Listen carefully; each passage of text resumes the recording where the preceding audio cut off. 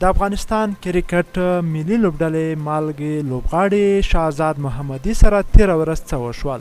ملګرو همدغه ویډیو تر پایه راسره وګورئ. هر هغه څوک چې د شهزاد محمدي مینوال یاست همدغه ویډیو ضرور در سره لایک او زموږ ګران ټي وي یوټیوب چینل سبسکرایب کړئ. شهزاد محمدي د افغانستان لوبډلې د ملا تیر کان نه و، خو تر ټولو مهم لوبغاړی و، ځکه چې نه یوازې یوازینی بیک هیټر یا چټک توپ وهونکی و بلکې ویکټ ساتونکی هم و. نو ټوله لوبه به یې هم کنټرولوله او د هغه د غږ به تلویزیون په شیشه هم تر ټولو ډیر اوریدل کېده. هغه د کرکټ مالګه هم وه، ځکه لوبه به یوازې لوبه نه کوله بلکې انټرټاینمنټ به یې تر جوړاوه او نه یوازې په میدان کې به ورسره ټوله خوشحاله و بلکې تلویزیون ته ناست کسانو به هم ترې خوند اخیستلو. شهزاد محمدي تېره ورځ 32 کاله مخکې د ننګرهار په جلال آباد ښار کې زیږېدلی و.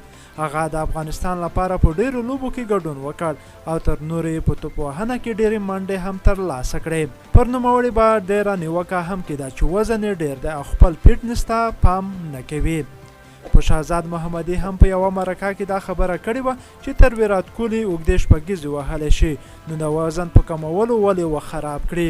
د 2019 نړیوال جام کې نوموړی له دې امله بیرته هیواد ته راولېږل شو چې ټپي دی او ډاکټرانو له لوبو منع کړی دی. خو شهزاد محمدي کابل ته را رسېدو سره سم هغه وخت لوبډلمشر ګلبدین نیب او د وخت چیرمن عزیز الله فضلي فرزید څرګندونې وکړې او ویې ویل چې هغه روغ دی، خو د دوی د یوې دسیسې له لارې له نړیوال جام څخه بهر شو. وروسته شهزاد محمدي په پاکستان کې په تمریناتو ولیدل شو چې په ویډیوګانو یې رسنیز شو او بیا پرې افغانستان کرکټ بورډ د اصولو نه د سرغړونې له امله د یو کاله لپاره بندیز ولګاوه.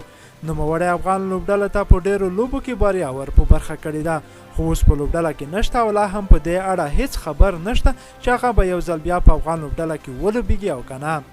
شهزاد محمدي د افغانستان لپاره په 4 یو ورځنۍ لوبو کې ګډون کړی دی چې 33.6 په اوسط یې 2727 منډې کړې دي. په یوه لوبه کې بیا نوموړي 111 نه سوځېدلې منډې کړې دي. همداراز نوموړي بیا 6 سیلیزې او 14 پنځوسیزې هم وهلې دي. په 20 ورځو لوبو کې بیا نوموړي په 15 لوبو کې ګډون کړی دی او 1.22 په اوسط یې 1914 منډې کړې دي. هغه په یوه لوبه کې 113 نه سوځېدلې زیاتې منډې کړې دي او 12 پنځوسیزې هم وهلې دي. شهزاد محمدي تېره ورځ د زوکړې ورځ وه چې شهزاد محمدي خپل عمر 32 کاله پوره کړ چې ټولو مینوالو ته دې مبارک وي. او شهزاد محمدي خپل خفګان څرګند کړی دی چې ماته د کرکټ بورډ او کرکټ چارواکو او همداشان لوبغاړو هیڅ مبارکي نه ده راکړې.